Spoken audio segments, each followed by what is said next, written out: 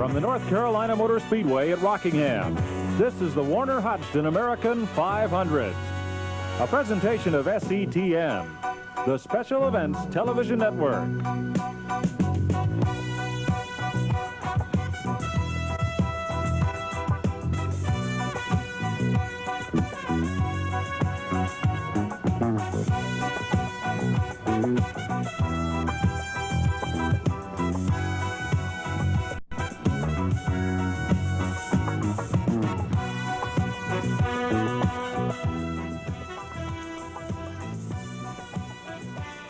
Hello everyone. Benny, the key to winning this race, first off, is surviving it. It really is. Over the past few races here at Rockingham, the racetrack has been very hard on equipment and drivers. The groove is narrow. So it is going to be tough to finish the race. And two drivers that really is going to have a problem today is Terry Labonte and Harry Gant, both in quest of their first Winston Cup championship. Rockingham could really play havoc with their plans. And right behind them in the point standings, fellows like Bill Elliott and Darrell Waltrip, who don't feel they're out of the chase for the Winston Cup, and incidentally have won the last two races on the tour. That's exactly right, and particularly at a place like Rockingham, because they feel like that Harry or Terry could easily have trouble here and get them right back in the championship, mate. Waltrip particularly, who won the last race last week at North Wilkesboro, thinks he still has a good shot at the title. We'll meet him now with Dick Berggren. We got any chicken in here? Darrell, it's a long race. How does it affect your stamina? You know, for the first time in a number of years, it's going to be relatively hot here. It's going to be in the 80s, looks like, and it's going to be a sunny day. We haven't had to contend with that here for a long time. Last Sunday at Wilkesboro was hot, so I guess we're ready for it. 500 miles here or 5 hours, whichever comes first, is usually the norm, and that takes its toll on the driver. So I don't believe you'll see any driver substitutions in the race, but you may. Let's take a look at the starting lineup for his Hodgson American 500. And Mike, don't forget that starting up front at Rockingham is very, very important. The front row qualified at 144 miles per hour. Jeff Bodine, the Northwestern Security Life Chevrolet from Chemung, New York. And Dawsonville, Georgia's Bill Elliott in the Coors Melling Ford. Starting third will be Darrell Waltrip from Franklin, Tennessee in the Budweiser Chevrolet. Alongside him, Terry Labonte from Corpus Christi, Texas in the Piedmont Airlines Chevrolet. Harry Gant in the Skoal Bandit from Taylorsville starts fifth alongside Dale Earnhardt from Kannapolis in the Wrangler car, both Chevrolets. Starting seventh will be Lake Speed from Jackson, Mississippi in the Bullfrog Niche Chevrolet. Then comes Neil Bonnet, Bessemer, Alabama in the Budweiser Chevrolet.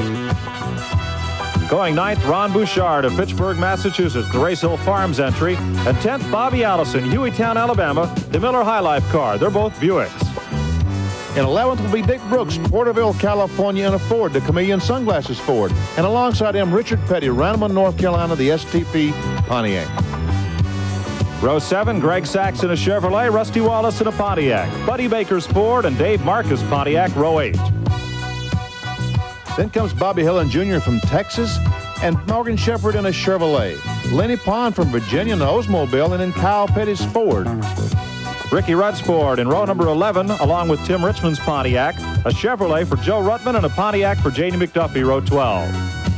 From North Carolina comes Jimmy Means. Then Buddy Boyce from down in South Carolina, Dale Jarrett from North Carolina, and Clark Dwyer from Colorado. In row number 15, Jerry Bowman's Ford from Maryland, Trevor Boy's Chevrolet from Calgary, Canada, Buddy Arrington's Dodge from Virginia, and Bobby Wawak's Buick from Midland, North Carolina. Then's Jeff Hooker in a Pontiac from Ohio. Jim Ingalls in a Chevrolet from North Carolina. Joe Milliken's Ford, he's from North Carolina. And Bobby Fox all the way from Washington. Dick Mays Ford's out of Watertown, New York. Mark Stalls is from California. Terry Schoonover's Chevrolet from Florida, and Mike Potter's Ford from Tennessee. Well, the view that we'd get from here in the grandstand is certainly a lot different than what you'd get out the windshield of a race car. Oh, it really is. And yesterday I had the chance to get a shot from behind the windshield of one of the Trans Am Pontiacs, and here it is. All right, ladies and gentlemen, we are starting on a lap at the North Carolina Motor Speedway at Rockingham. We're going down the first turn. Here we back off, hit the brakes hard, drive the car down to the very bottom of the racetrack. If the left front tire just touches the apron, we're in the groove. Bring it up just slightly. Then as you start exiting turn 2, right again on the bottom of the racetrack, right on the bottom. Here, as you come off turn 2, be careful because it seems like the wall wants to jump out and just grab you if you come off a little bit too high. So you got to get low coming off turn 2. Going in turn 3, basically the same thing. Back off the throttle, hit the brakes hard, drive it down to the very bottom of the racetrack. Let the left front touch the apron, up just a little bit. And then as you exit turn 4, back on the very bottom of the racetrack. And coming off turn 4, you can let the car drift out right up to the outside retaining wall. A beautiful corner to exit here at the North Carolina Motor Speedway. We got everything we need for the start? I think so, Mike. I think we're stocked up. You folks get stocked up. We're going to be right back. We're ready to go racing. Lights are out atop the Pontiac safety car. It will head for pit road, and the field will address itself to the starting line. Jeff Bodine's Chevrolet inside of Bill Elliott's Ford to come down for the start in the first of 500 miles here at the North Carolina Motor Speedway. That first corner is very, very exciting, Mike, on these beginning of these races. You know, it seems like there isn't enough room when you go down in turn 1. 40 cars will try to jam their way into it as the field comes up out of turn 4. Pace car dives onto pit road, and Wayne Robertson drops the green flag on the Hudson American 500. Jeff Bodine will lead the drag race into turn number 1. Bill Elliott is right with him. Here comes Bodine up off the corner in turn number 2, keeping it way low on the racetrack till he gets to the straightaway. Harry Gant did not get a good start, Mike. I don't know, just did not get a good start. He's crawling back to about 5th place or 6th right now.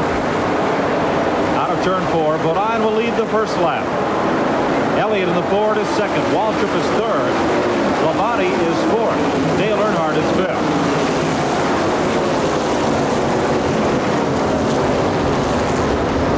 Back straightaway, lap 2. And the front 4 cars begin to break away from the field. I don't think that's going to last very long. I just somehow think the rest of those guys are going to catch up. We're going to see a freight train here in a little bit, Mike. 3 Chevrolets and 1 Ford out in front of the pack at Rockingham, North Carolina. That low groove is getting a workout these opening laps. It really is, Mike. That's the only place to be right now. Now Harry Gant's coming back. He's alongside Dale Earnhardt going in turn 3. Harry Gant will move up and take over the 5th position as the leaders come off turn number 4. Here's Labonte at the top of your screen making a bid for the 3rd spot on the inside of Waltrip. And Waltrip's just going to give way, going to give him the position, because right now you do not want to be outside that dark area because it could be slippery up there. Bodine the leader. Elliott in 2nd. Labonte is 3rd. Waltrip is 4th. Harry Gant's taking the 5th spot from Earnhardt. Out of turn 4, back to the start-finish line, and through the dogleg portion of the race cars. This front straightaway is anything but straight. But it's really not a problem, Mike. It is a dogleg, but it does not present a problem. As a matter of fact, it's a very good straightaway for the driver. Elliott is now pulled up right on the deck lid of Bodine's Chevrolet. Back to turn 3. They've got a little bit of breathing room on Labonte, and really open it up over Waltrip and Gant. Bill Elliott's going to try him on the inside. Here comes Elliott for the lead. Bill Elliott to the inside, and no, he doesn't get it. He gets shut off by Bodine. With all the success that Bodine had yesterday, he may have visions of leading every lap here today, Mike. Bodine won the sportsman race by a car length over Ron Bouchard, as you saw at the top of the show. He's led every lap so far, despite what is now heavy pressure from Elliott. And you saw him pass that slower car. Believe me, they're tiptoeing by those lap cars right now, Mike. That high group still, they're very cautious with it. Bodine Chevrolet, Elliott's Ford. Out front, Labonte in a Chevrolet is right with them. Then Darrell Waltrip and Harry Gant. There's Waltrip right side of your screen, and Gant. It's now a 5-car breakaway for the lead. Let's go down to pit road where Dick Berggren is standing by. Yesterday in the sportsman race here at Rockingham Speedway, Bobby Allison was involved in a grinding crash. Weeks earlier, he had broken his shoulder blade. This morning, he doesn't feel well. But there's a young man sitting in his pits, helmet in hand, ready to take over, young son Davey. Davey, have you ever driven a Grand National at all? I've driven it some in practice before, and the car is really a good car. If I have to get in for him, then I think I can do a good job for him. If he has to get out during the day, will you in fact be the designated driver? Well, we'll just have to wait and see. I don't know for sure. I'm just standing by just in case. Earlier in the the day, Gary Nelson, crew chief, said he hoped Bobby could make 100 laps. If not, no other driver will have dropped out, almost certainly, and this young man would be tapped to fill his father's shoes in his first ever Grand National race. Allison was originally injured in mid-September at Dover, Delaware, where he broke his shoulder blade. Now, he did drive the full race at Charlotte. He'll hope to go the day here. A lot of smoke out of Jimmy Means' car. Looks like rear end, maybe, Benny? I don't. It looks like maybe a valve cover gasket because the car's still going at a good rate of speed. Broadway Motors Pontiac out of Forest City, North Carolina, as leader Jeff Bodine in the number 5 car, lapped by Dick May. Here's Means coming onto pit road. Certainly an unscheduled pit stop, and that's never a good sign when they go under the hood. When they raise that hood, you might as well say goodbye. Kyle Petty has been in and out of the pits as the leaders put a lap on him, and now to challenge Bodine, it is the 44 of Terry Labonte, who wins the Cup point leader. Waltrip is right with Labonte, and Elliott has slipped back to the 4th spot.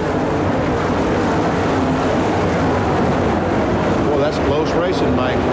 Labonte is really getting off that turn very, very well.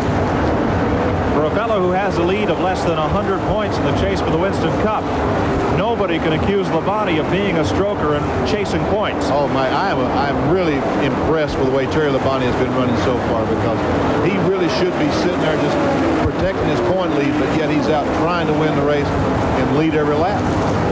Yesterday's sportsman race was run under sunny, 80-degree cloudless skies, but coming in from the south and west, looks like a tremendous thunderstorm. We may be racing the rain here, as well as the other cars on the racetrack. Jeff Bodine, the leader, the red and white number 5 Chevrolet, owned by Charlotte car dealer Rick Hendrick, and wrenched by Master Crew Chief Harry Hyde. That yellow and white car we see coming into play is the Ron Bouchard car. He got alongside Bill Elliott on the front straightaway, but wasn't able to get the spot. Bouchard has moved up to 5th from his 9th starting position. Bouchard, like Bodine, the leader, cut his teeth on the NASCAR modified circuits of the North and came south to the big league of stock car racing. Jeff Bodine has led every lap, but now caution is out as the oil from Jimmy Means' car dumped on the racetrack has brought out the caution flag. And fortunately, Mike, the cars were slowed down because it is beginning to rain. As you can see, the people heading for cover. So we're under caution. First one of the day, and the leader, Bodine, will go to pit road. Now, he is pitting, but Terry Labonte is not. Well, he's staying out there for those 5 bonus points for leading the lap. Right now, 5 points is very critical. Labonte, the Winston Cup point leader, as the track crews go to pile up truck tires to drag them behind the wreckers and get some heat back in this racetrack to dry it. There's Labonte. He's the point standing leader, and he's now the race leader since Bodine has made a pit stop. Darrell Waltrip has stayed out as well, hoping that Labonte would make a pit stop. He could gain those 5 points. They're red flagging the race, Mike. They're stopping the race because these tires are slick. They do not have any tread and therefore cannot run in the rain. Rain and the wind, they're even bringing the flag down temporarily, and we'll take this break from the North Carolina Motor Speedway. The rain is not coming down, it's coming across, and the place is soaked. There's Terry Labonte huddled with Wayne King of the Piedmont Airlines team. Let's see where Dick Berggren is keeping high and dry. Neil, there's been a lot of water on the racetrack. How will that affect the racing surface? Well, I hope it doesn't affect it very much personally. My car was working exceptionally well before the rain, but this particular track is as steep as it's banked and everything. The water runs off pretty fast. It cleans the thing back off, and if anything, I feel like the track's going to be a little bit tighter and a little bit faster after the rain. So the guys that were running good at the first race should be the same cars that are back up there leading the race. So I don't think it's going to do anything but make the race a little faster. Neil looks like he got pretty drenched getting out of his race car and to cover. Let's go back to Dick Berggren with Buddy Baker. What kind of effect will the rain have on the speedway, Buddy? Well, they washed off all the rubber that was deposited down on the racetrack. It ought to be real fast and I think very competitive, you know, but the biggest problem we have here is lap cars, and whether the sun's out or whether it's raining or what, it's a one-groove racetrack right now, and when you come up on them and try to go by, you just really don't know whether you're going to make a lap or not. And I think right now we've got a bigger gap between first and last as far as speed-wise than any race we've run all year. So it's beginning to aggravate a lot of people. I've heard a lot of drivers talking about, you know, it's hard to get in the corner without getting wrecked and hard getting off the corner without somebody running you into the wall. So there's going to be a lot of cautions today. Somewhere at the end of that rainbow is the $150,000 that awaits the Winston Cup champion. And Mike, that championship could be decided today because it's clearing up and we're going back racing. There on the right side of the roof is NASCAR's weather radar. They use that to track incoming storm activity. But right now they say there's a clear patch of weather and we can get back to racing. Hello, camera one. While we're waiting for the cars to go back on the racetrack, we can go down to pit road and Dick Berggren. A lot of American families enjoy each other's company on the weekends. Some families fish together, some families go camping together. The Warner Hodgson family from California has found a unique way to enjoy their weekends together. They go racing. Warner, what kinds of things do you get yourself involved with in automobile racing? Well, we've been involved, Dick, since 1975 when Aaron and I first went to Indianapolis and we snuck him into Gasoline Alley in a motor box. And now your involvement has extended, though. Yes, well, we have the teams with Darrell Waltrip and Neil Bonnet, and we're partners with Junior Johnson. And we have several of the NASCAR tracks and, of course, IHRA, the Drag Racing Association. So we stay involved. It's a business. It's a family affair. And they obviously enjoy it. Aaron, you're actively working on some of the cars these days. Tell us about it. I just help out on the pits on the weekend and do whatever I can. What do you like about racing, Aaron? What do you enjoy here? Oh, the people are real friendly, easy to get along with, and I also enjoy working on the cars. The Hodgson family owns race cars, sponsors race cars, sponsors racetracks, but most of all, they enjoy each other's company in automobile racing. Well, most of the fans and all of the racetrack have gotten dried off now, except maybe that guy. His favorite driver must not be doing too well today, Mike. The unknown race fan. After a few laps under caution, the pace car will head for pit road. Bobby Allison and Dave Marcus did not make pit stops, so they'll lead Jeff Bodine, Tim Richmond, Dick Brooks, Harry Gant, and Morgan Shepherd down to the green flag for the restart. Allison driving hurt after that crash yesterday, and a check with NASCAR Winston Cup director Dick Beatty indicates that his son Davey is not eligible to relief drive for him since Davey is a rookie on the NASCAR circuit. That's probably a good idea, Mike, because a rookie under this pressure-packed situation I don't think would be a good idea. The two leaders make it 3 wide in the backstretch around Trevor Boyd's lapped car, but Allison will lead the race out of turn number 4. His Miller High Life Buick has the lead. The Raymock Racing Engines Pontiac of Dave Marcus rides second, and Marcus wants the front spot. He's got it. He's alongside Bobby. He's got the spot. Bobby Allison gets rooted up out of the low groove. Here is Bodine on the right side of your screen, fighting for and squeezing into second spot. Oh, that was close.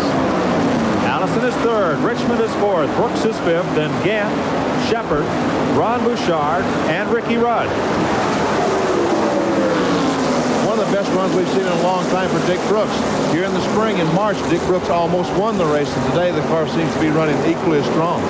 Brooks is in fifth spot, the Chameleon Sunglasses Ford. Here's Richmond dropping out of line, going after Allison's third position, and he'll take it away. And Benny, virtually all the passing we've seen has been on the inside.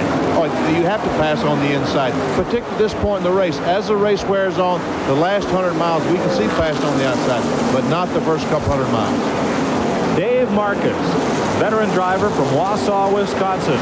Very aggressive driver in a very capable car is at the front of the field. Jeff Bodine is second, Tim Richmond, and Dick Brooks. We saw Morgan Shepherd pull inside Bobby Allison on the back straightaway. Bobby is probably really hurting from yesterday's accident. Battle for the lead. Bodine goes to the inside and wants the front spot back from Marcus. And this time it's Marcus that's forced to give way as he gets moved up to the high groove. With the rainstorm, what has that really done to the track surface? As the drivers mentioned a moment ago, it's washed the oil off, and the cars are sticking very tightly to the surface right now, and the racetrack is very, very fast. A Chevrolet leads 2 Pontiacs, a Chevrolet and a Ford. It is now Tim Richmond's turn to challenge Marcus. This is for second spot. Not a lot of racing room at the bottom of the track, and Harry Gant is going to try to come up and cover that low groove before Marcus can cut back inside. I tell you what, I guess in the race cars, it looks like we got room, but from where we're looking, it just doesn't look like there's room to do those things. Harry Gant will move up to take the third spot behind Richmond. Dick Brooks will take fourth. A Waddell Wilson Ford engine underneath the hood of Brooks' car, accounting for, in part, for his fine run here Low today. engine down the front straightaway, Mike. Jeff Hooker has let one go big time as he rolls down to the track apron. A lot of smoke from beneath that car. We're back under the caution flag. Bobby Allison dives onto pit road for service from the Dygaard crew. He will have to wait until a qualified driver drops out of this race before he can get any relief if he so chooses. We're under the caution. Pit work continues, and we'll be right back to the North Carolina Motor Speedway right after these messages.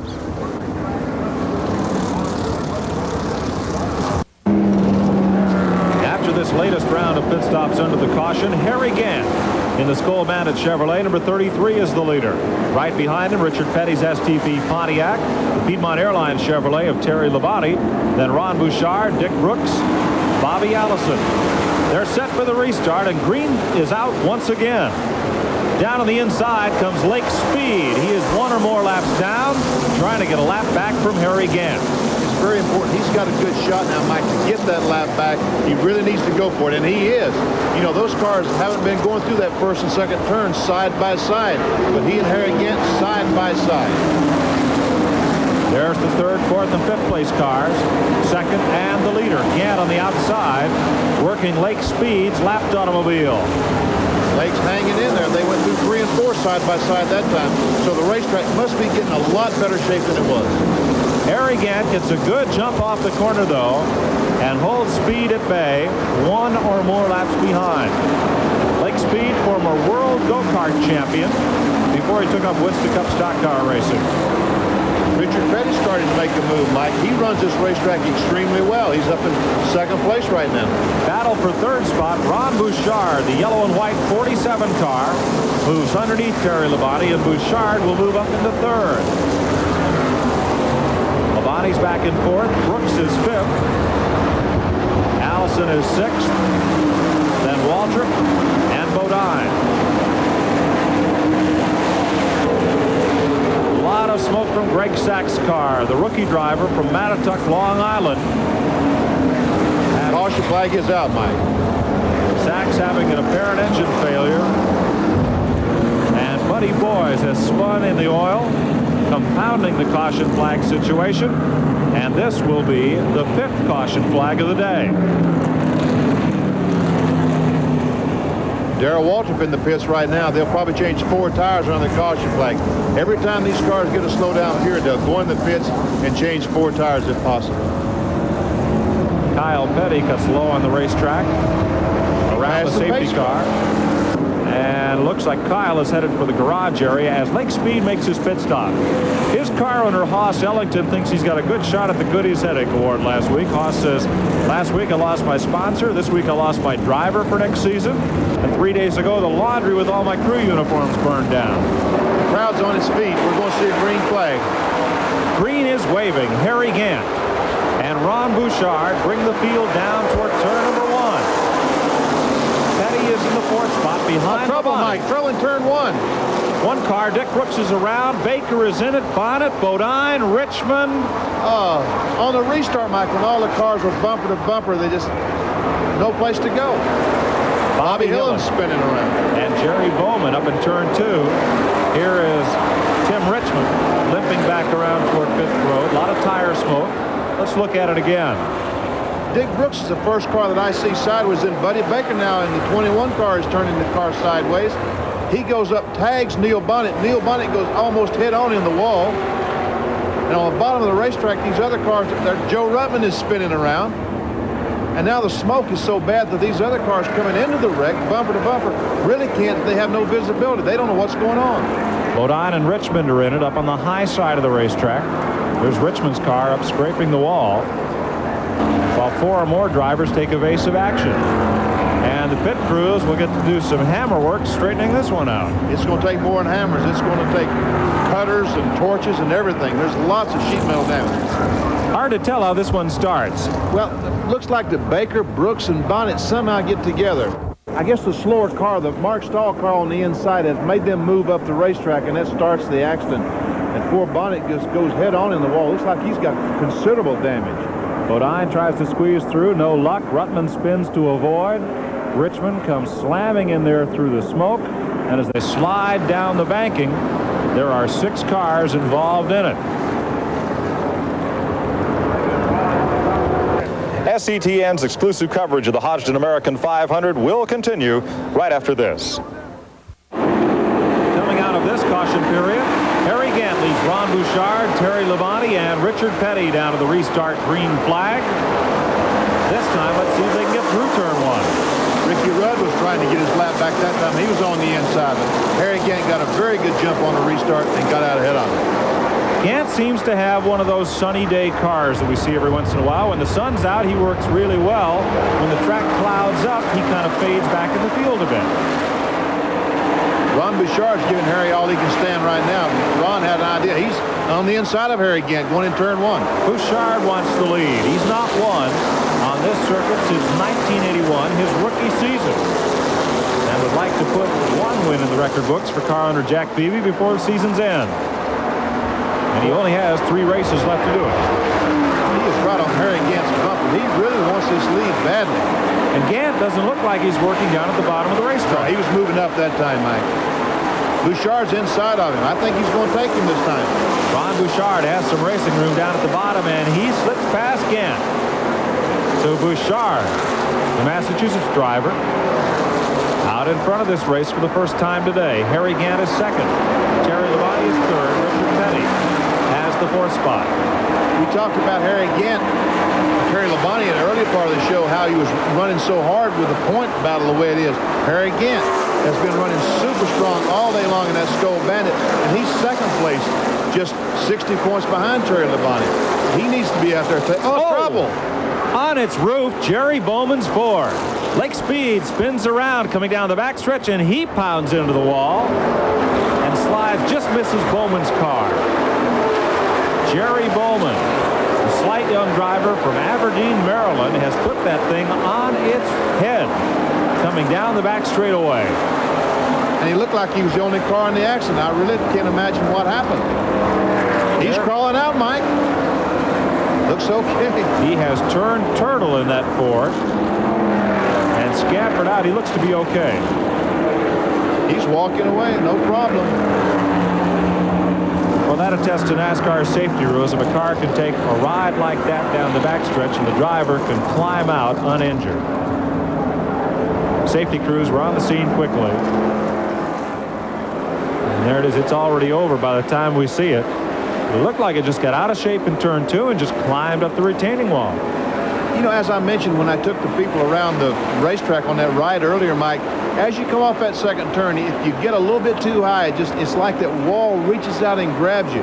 And what happens is if that right front tire climbs up on the wall, it will literally just roll the car right over. You saw a lot of cars out of shape in the middle of the pack there as they took evasive action, tried to get way up high on the racetrack out of harm's way. Just the 2 cars involved, Jerry Bowman and a still spinning Lake Speed. He's lucky that Speed didn't back into him while he was sitting there on the roof. Bobby Allison's on pit road once again, as are most of the leaders. There is Neil Bonnet walking around with a helmet on in Allison's pit. He might be going to get in the car for Bobby. Since Davey can't drive and Neil has wrecked his car, he may substitute for Bobby Allison. Try to get Jerry Bowman's car back on its wheels and towed back to the garage area. Bonnet is a protege of Allison. He grew up in Hueytown, Alabama, Allison's hometown. As we watch Richard Petty and Terry Labonte, who've made their pit stops under the caution flag. It's interesting that Bonnet and Allison are sponsored by rival beer companies, but I guess some of that gets put aside when your friend and neighbor and mentor Needs a relief driver. I think that right now friendship would overcome anything else in this situation, because I think Bobby Allison is probably the biggest reason that Neil Bonnet is involved in Grand National racing today. Here is Allison again coming to pit road. He took on tires that last lap by. It might have been they did not want to make the driver change and the tire stop on the same pit stop and risk losing a lap. Exactly. They are making a driver change. Bobby Allison's getting out and Neil Bonnet is going in. You're exactly right, Mike. They did not want to take a chance they'd lose a lap. So they'll strap Bonnet into the car. He and Bobby are both about the same height. Neil's a little bit stockier, so he shouldn't have too much problem fitting into the seat of that car. I think he'll be comfortable inside with the steering wheel in the right position, the pedals being in the right position. They must have stalled the engine while they were sitting there making that driver change, and they had to push the thing off to get it going again. So Neil Bonnet is away, and there goes what's left of Jerry Bowman's Ford. You know, really, that roof isn't buckled down hardly at all for the car turned over on top of its roof. Not very much damage. No, that safety roll cage required by NASCAR. And the construction of these cars, fellas like Banjo Matthews, Hutcherson Pagan, Richard Childress, Mike Laughlin, safety is really their #1 concern in building these race cars. It really is. You know, Banjo Matthews makes a statement that no driver has ever been killed in one of his race cars, and and he really prides himself in that statement, and it's a good statement that he makes. At the front of the pack, Dick Brooks, the Chameleon Sunglasses Ford, with a Waddell Wilson engine. Now, Waddell builds engines for Cale Yarborough, and they race Chevrolets. But next year, that team will switch to Ford. So Waddell's doing a little experimenting and loaning his engines to the Junie Donlevy team to see how they go. And looks like they're going pretty well. Pretty doggone well. It looks like Dick Brooks might be a benefactor. Here we go to turn 1 situation again. It looks like they're about 4 abreast back in the middle of the pack. Hold your breath. Everybody gets through turn 1 without incident, and Brooks is the leader. Journeyman driver from Porterville, California, has 1 Grand National win to his credit at Talladega, Alabama. The world's fastest and most unpredictable speedway. There's a 27 car, Tim Richmond. We saw him hit the fence a moment ago, and now he's back on the racetrack, and the car seems to be running as strong as ever. Richmond duels with Brooks for the lead, thinks better of it as they go to turn 1. Up out of 2. Waltrip is the 3rd place car. Now that long back straightaway, and into turn 3 once again. Waltrip is 3rd, Harry Gant is 4th, 5th is Richard Petty, 6th is Terry Labonte, 7th is Ron Bouchard, the 8th spot is Bill Elliott, and 9th is Dale Earnhardt. Everybody's trying to face everybody. Richmond's trying to pass for the lead, Bouchard trying to pass Labonte. Lots of racing going on right now. Very competitive race so far, Mike. And it seems to be every time we get a restart, Benny, that the positions will jostle around for a couple laps, then they'll settle single file for a while. They will, Mike, because there's still lots of racing left to go, and why abuse the equipment at this point in the race? Things are settled pretty much single file among the first 4 positions. Richard Petty, though, is fielding a challenge for the 5th spot. Terry Labonte takes it away. Harry Gant looked like he wanted to try to pass Darrell Waltrip on the outside in turn 1, Mike. That's the first time we've seen that today. Dick Brooks is the leader. He's in a Ford. Then Tim Richmond's Pontiac and the Chevrolets of Waltrip, Gant, and Labonte, the Buick of Bouchard. Richmond really wants that lead. And Harry Gant is going to the outside of Darrell Waltrip. He is going to pass him on the outside, or going to try. Waltrip gets a good jump off the corner in the 11 car, but here is Gant on the outside, passing where nobody's made it stick today. I'm surprised that he was able to get in that well in turn 3. Gant comes off 4, back to start finish. He is alongside Waltrip, and Gant's green and white number 33 Chevrolet eases into the 3rd spot. He passed on the outside. The racetrack is getting right. We're going to see some real racing now. Single file back straightaway. Dick Brooks pacing the field, driving for Junie Donlevy out of Richmond, Virginia, who in 20 years of Grand National Racing has but 1 victory. It came at Dover, Delaware a couple years ago. Jody Ridley was the driver. Tim Richmond is really getting through these turns, it looks like. He comes off the corner really well, and then about halfway down the straightaway, it just seems like it loses some momentum or something. It could be the aerodynamics from that front end that he damaged in that big accident a few laps ago. 3 with about a 4-car length advantage on the next 4 cars as the pack has split into several groups. Back to turn 1. Harry Gant's going to try to pass Tim Richmond on the outside. Gant up high.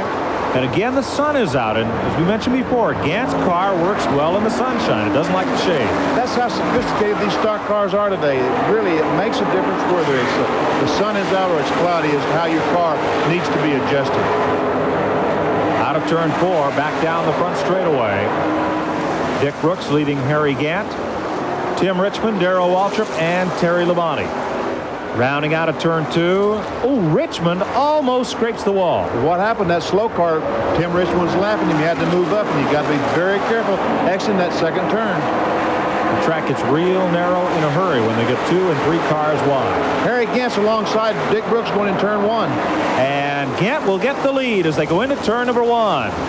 Harry Gant puts the Burt Reynolds and Hal Needham Chevrolet back to the front of the field. Brooks Ford is relegated to second. And this is Jeff Bodine, whose car was involved in that 6-car pileup. Not much sheet metal left on the front of that car, but he's back out there trying to pick up Winston Cup points.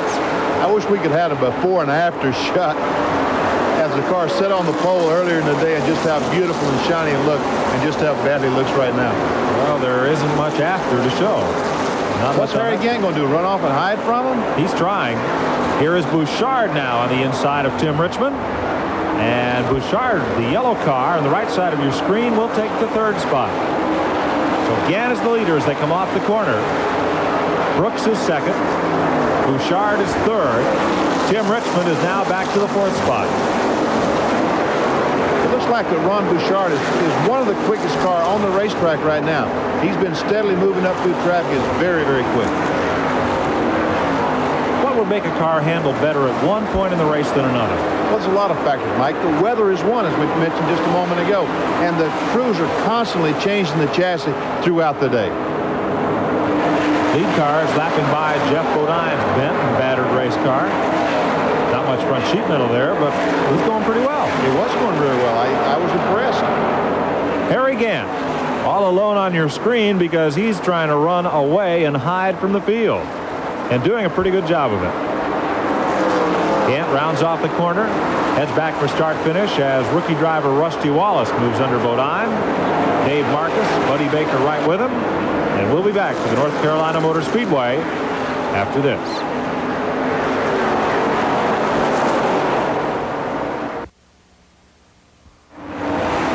At the North Carolina Motor Speedway, Mike Joy with Benny Parsons, Dick Berggren, and the SETN broadcast team.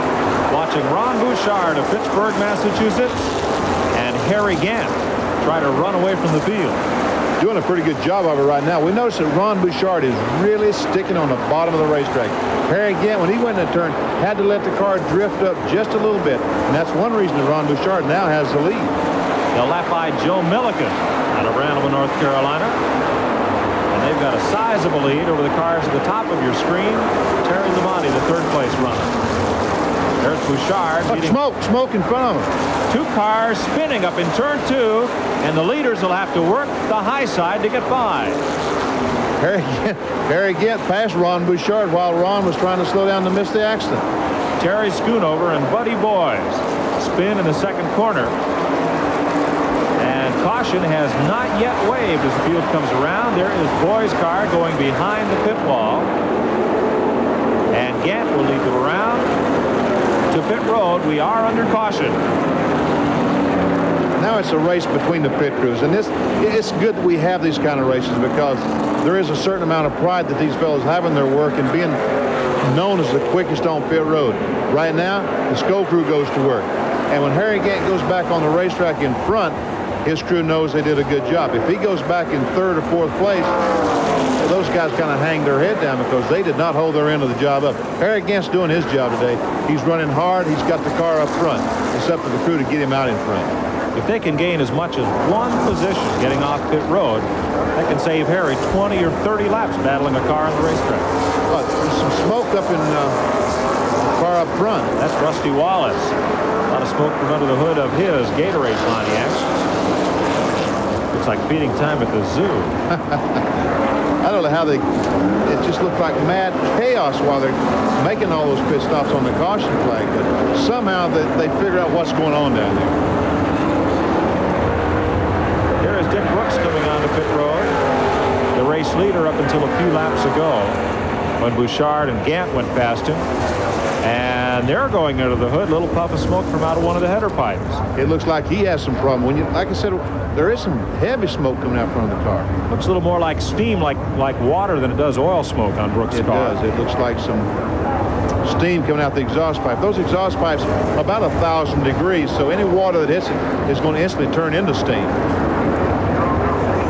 Brooks puffs his way away and down pit road. Terry Labonte leads the pack down for the green flag. Harold Kinder's waving the green flag. We're back racing. Labonte's crew, led by Dale Inman, got him off pit road first. Ahead of Ron Bouchard, Harry Gant, Tim Richmond, and Darrell Waltrip. Back straight away. And the field begins to sort itself out. That's Labonte being challenged for the lead by Bouchard. Bouchard takes the lead. Made it look easy. He did. That 47 car really doing a good job today. I'm sure Jack Beebe and all that crew is feeling very... And Labonte's trying him back down the front straightaway. As we said earlier in the broadcast, nobody can accuse Labonte or Gant of point chasing. They're both out trying to win this race and let the points fall where they may. I guess that's the... You can't be criticized for doing it that way, but, you know, $300,000, that's what the championship is worth. I don't know. I wonder about going as hard as they're going. Bouchard leads the point standing leader, Labonte. The runner-up, Gant, is right there, and just another spot behind him is fourth place point man Waltrip, and third place point man Bill Elliott still on the lead lap. Back there is Elliott, right side of the screen in that red Ford Thunderbird, just going to the corner. Elliott's chassis just hasn't been working. He started the outside pole in the first few laps. The car was very competitive, but he's been adjusting on all day, and you know he probably will get the thing adjusted because a couple of weeks ago at Charlotte he did that, and I was the guy that he got. He beat me the last half of the race and went on to win the race. At the front of the field, Ron Bouchard is trying to win his first race of the season. And that team really needs to win a race because there's an incentive program called the Winner's Circle, and Bouchard is not on that, and he really would like to get on it for 1985. That pays appearance money to the 8 teams winning the most races and agreeing to run the full schedule. Your team was eligible for that and turned it down. Well, we decided that a limited schedule is what we need to do, Mike. 14, 15, 16 races, but not the 30 races. We just are not ready for that kind of schedule at this time in our career. Bouchard trying to hold off Labonte and Gant, who have their own private battle going for the season championship. Gant doesn't seem to be displaying the dominance that he showed just a few laps ago. He was unbeatable 100 laps ago. Now he's back third place. It looked like he's struggling to beat third place. Bouchard the leader. A car owned by Connecticut businessman Jack Beebe, who up until this year kept the car up in Connecticut so he could go out and work on it with the crew nights. Now they've moved down near Charlotte, North Carolina, more towards the hub of stock car racing. Wayne Bumgardner, who worked on Bobby Allison's team for several years, is the crew chief. Mike Kennedy builds the motors. I think that Jack would love to have that car in Connecticut where he could sit every day and go out and work on the car. But the traveling is the hard part because a lot of the races are being run in the Southeast, and it's a very difficult drive to come from Connecticut to the Southeast every weekend. Bouchard still commutes from his home in Fitchburg, Massachusetts. The race team, though, is now based in the Carolinas. It's Bouchard leading. Yellow and white, blue numeral 47 car, a Buick. Labonte in second, the Piedmont Airlines Chevrolet. In third, the Skull Bandit Chevrolet of Harry Gant. Mike, after an early excellent run by Dick Brooks, he's had to park the Chameleon Sunglasses Ford. We saw it smoking in the pits a moment ago, and I guess the problem was terminal. Number of top cars out of this race already, as Bouchard's Buick leads the Chevrolets of Labonte and Harry Gant, and they've opened up quite a distance on the fourth place car, Tim Richmond. Those three cars are extremely close. It's really I can't decide which car is the fastest. It just varies from one pit stop to the next. All three working the bottom of the racetrack. They take identical lines out of turn 2. And into the back straightaway. Now cut it down low into turn number 3. Bouchard gets loose. And Terry almost hit Bouchard when he got sideways. And Bouchard saves the car. Almost a nasty incident, but everybody gets out of it unscathed. Well, what a beautiful job Bouchard did saving that car. There's an unhappy-looking Dick Brooks. Let's go to Dick Berggren. It was a fine run while it lasted, Dick. Well, you know, we ran well here in the spring, and we really enjoyed this. We got to lead some, and we got to run well, and that's a lot of fun when you get to do that. I'll tell you, when you're just ho-hum running, it's not much fun, but had a good time today. So proud to be here, and Ginny and him had the car right, so maybe we can do it next time. Any idea what did go wrong with the engine? I didn't hear you. Any idea what went wrong with the motor? Well, we struck water someplace, either in the head or the cylinder wall. We did it a while back. It kept getting weaker and then when we made it stop a while ago, there was smoked out the right side, so we knew we was in trouble. We were just having a good time doing what we were doing. A lot of people say if this team ever had the equipment to do it, that they would run right up front. And Dick Brooks and his team proved that they were right today. And we're under caution again. Mike, it's raining over in the second turn. This one, NASCAR weather radar tells us, doesn't look like it'll be as big a shower or intense a shower as the last rain delay. Well, it's not true to form, but it's true to the weather pattern today. It's raining again. It rains a great deal at Rockingham, Mike, but this time the sky is clearing back to the east. It's going to clear up. We're going to finish this race. We'll be back in a few minutes. Fans have gone through one wash cycle and one rinse cycle, and now they're left to drip dry. But we had a mishap a minute ago while we were under caution. Bobby Allison's car, driven by Neil Bonnet, had made a pit stop to repair some sheet metal damage, and they were using a cutter, and some of the sparks ignited the gasoline on pit road, and you can see the fire's right underneath the car, and the crew's trying to get the car out of the fire. They do that. The fireman walks in, puts the fire out, and they go back to knocking the hood off. They eventually do get it removed, and we get a green flag once again. We're back to racing. Dale Earnhardt is at the front of the field, ahead of Bill Elliott, Darrell Waltrip, and Richard Petty. Bill Elliott's crew did a very good job that time, Mike, with his pit stop. They've got him up right at the head of the pack. Dale Earnhardt is the leader as they come off the corner and down the back straightaway. Earnhardt, brash, aggressive driver out of Kannapolis, North Carolina, drives for former racer Richard Childress out of Winston-Salem. Elliott was really getting a good jump off that fourth corner. He's alongside Dale Earnhardt going down to turn 1. Bill Elliott doesn't quite have the room, but he makes room at the bottom of the racetrack. Boy, that was close. He's going to take Darrell Waltrip along with him. They're going to drop kick Earnhardt back to third place. Waltrip moves inside to cover the spot, and Earnhardt drops back in the groove before Richard Petty can come up and challenge for third.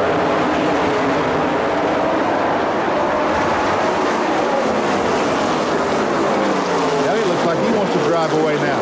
They've probably made some adjustments. His car looks like it's getting better all the time.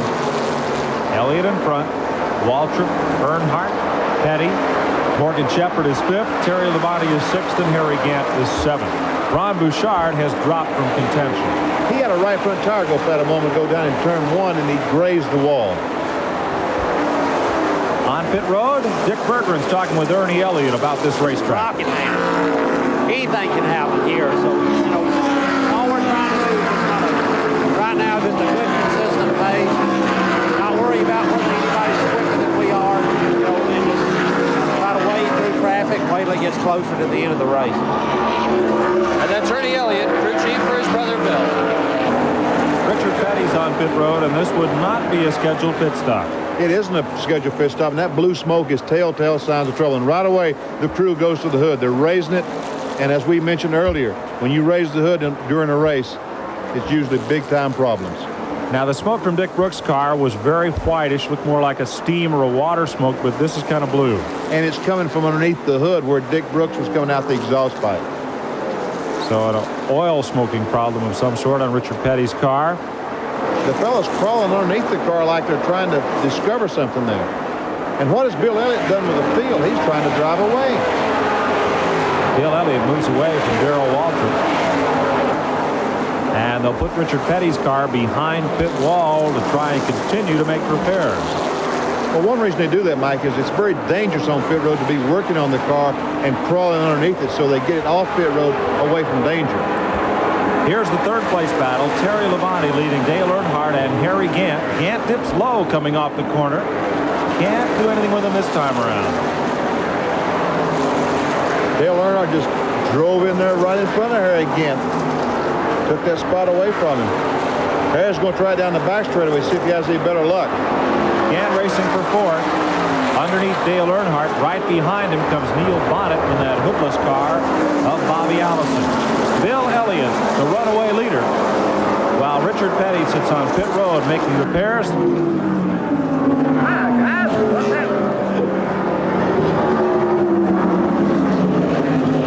All set? A big puff of smoke and Richard Petty is behind pit wall. What is the problem with the motor, Richard? You asking me what happened? Yeah. Okay. I think it broke a valve cover bolt, you know, on the head, and when it did, it popped the valve cover loose and just throwing oil on the headers. But, you know, can't run because too much smoke. So that's a fixable problem. Well, just one of them things. Yeah. Richard Petty behind pit wall. They're going to try to fix it and get him back out again if they can. Bill Elliott is making a shambles of this field. He has just run away and hid from Waltrip and everybody else chasing him. He's really going right now. I saw the same movie a couple of weeks ago at Charlotte.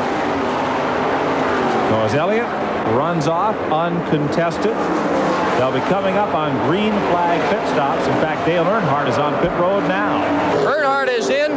They have a pair of goggles ready for him, thinking that might be the problem. They're not sure exactly what it is. This is a serious problem to have lost your radio.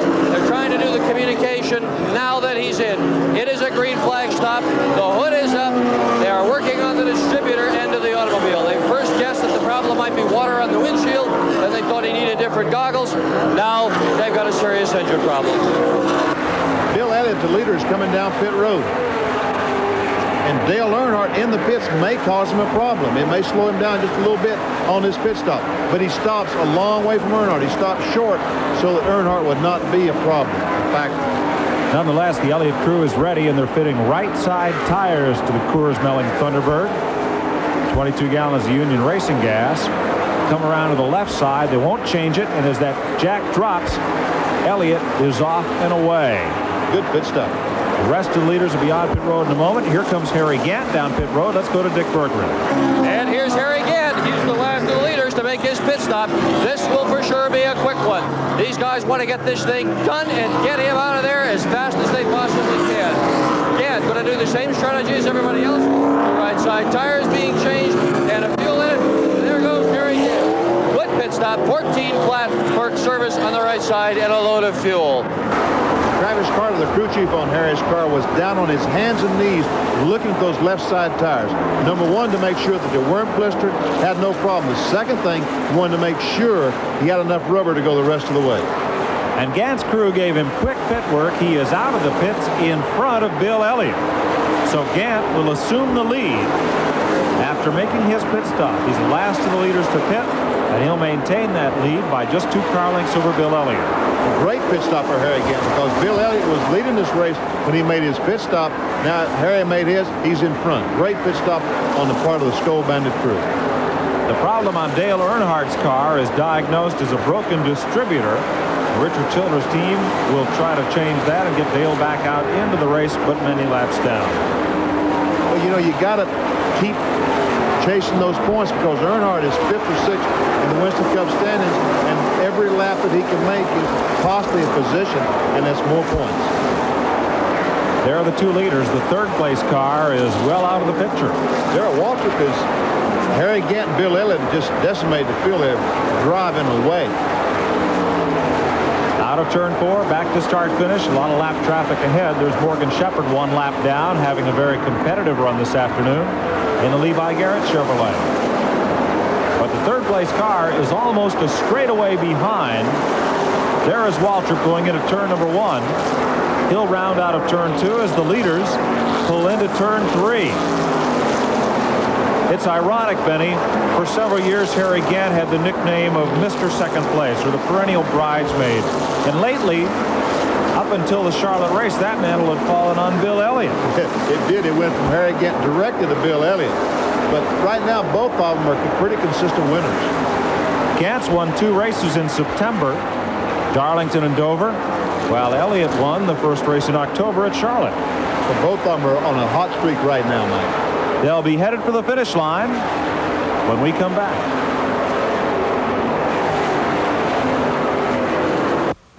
Harry Gant, Bill Elliott did take the lead, but Harry Gant is hanging right on his rear bumper. It's going to be very, very tight right down to the end, it looks like. They have left the 3rd and 4th place cars well behind. Terry Labonte, the Piedmont Airlines car, is now in 3rd, and Darrell Waltrip's Budweiser Chevrolet runs 4th. They're both still on the lead lap, but well back of Elliott and Gant. The flagman has given him 10 laps to go. Just 10 laps to go now. Elliott has about 3 car lengths on Harry Gant as they move up to put another lap on Tim Richmond. Looks like Harry Gant really has his work cut out for him. You know, 3-4 car lengths isn't that much, but the way Elliott's been running the last few laps.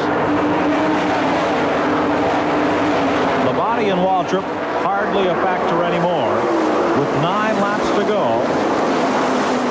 Elliott heads Gant off in the corner, and now Elliott's starting to slip up the racetrack a little. You know, something that might be causing a problem right now, Mike, is those cars are driving into the west, and the sun is setting going in turn 1, and they're driving straight into that bright sun. It's a possibility Bill Elliott is having some visibility problems down in turn 1. And you say, well, why wouldn't Harry Gant have the same problems? Well, he had Bill Elliott's car to go by. He's following Elliott's car down the turn, and he's using his car as the judge to where to back off the accelerator.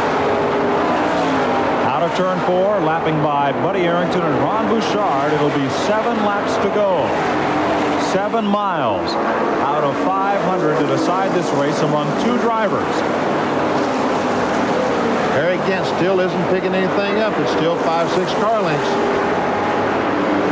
Elliott looking for his 3rd victory of the season, the 4th of his Grand National career. And both drivers looking for the Winston Cup championship. Elliott is 3rd in the points. Gant the runner-up to Terry Labonte, who is right now 3rd in this race. I think traffic's going to be the key. How Bill Elliott catches the traffic as this race wears down in its final laps is really going to be the key as to whether or not Harry Gant can catch him. Back straightaway, and Gant does not appear to be closing. Elliott's gap remains constant at about 4 car lengths. This will be 5 laps to go this time by. He's running out of time. Down to turn 1. Gant went into the turn hard and slipped up the racetrack. Slid up the racetrack, and that cost him a car length or 2. Or did it? In the back straightaway, he looks like he's gained a little ground. He does look like he's a little closer. He definitely looks like he's closer now going in turn 3. 3 car lengths of deficit. Gant is closing in with 4 laps to go off turn number 4. Gant has cut Elliott's lead now almost in half. It is so close. Oh, this is exciting. 3 car lengths now.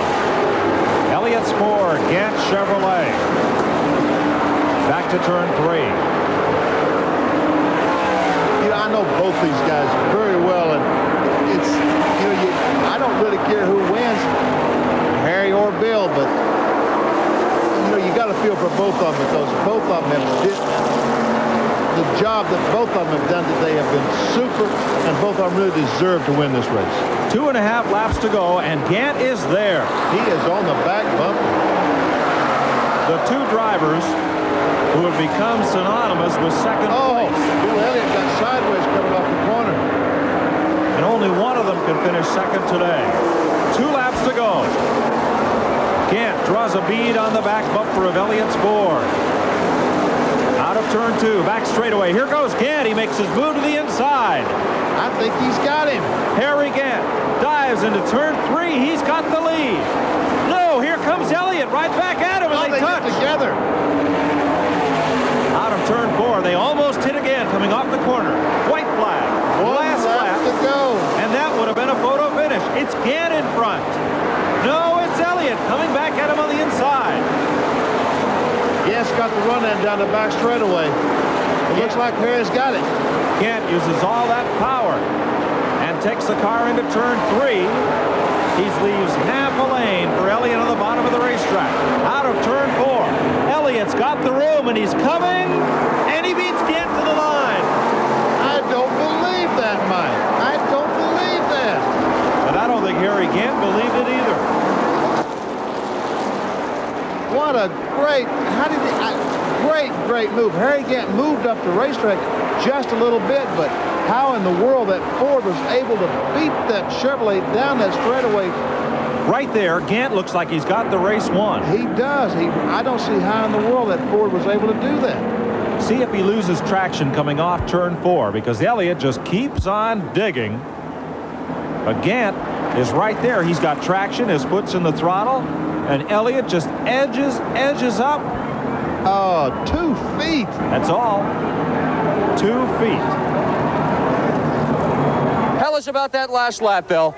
Well, I knew Gant was coming on. It looked like he had a little bit more off a corner on me. And he went up high, and I just drove it on, and the old car just ran on up off the corner. You know, all the guys worked good in the pits. The motor ran good, and the car worked super. The last few laps, you were in traffic most of the way. Did you expect this was going to happen, or did you think you were going to get beaten at the end? Well, I really didn't know. I knew Gant, when I was in traffic, Gant was a little bit stronger than I was, but when we were strung out, I was a little bit stronger than he was. And I knew when we got to the traffic, it was going to have to be, I was going to use a little bit of strategy on him to ever get by him. But yet, what he did, I didn't know if I could ever get back under him down there or not, and I was just lucky to do it.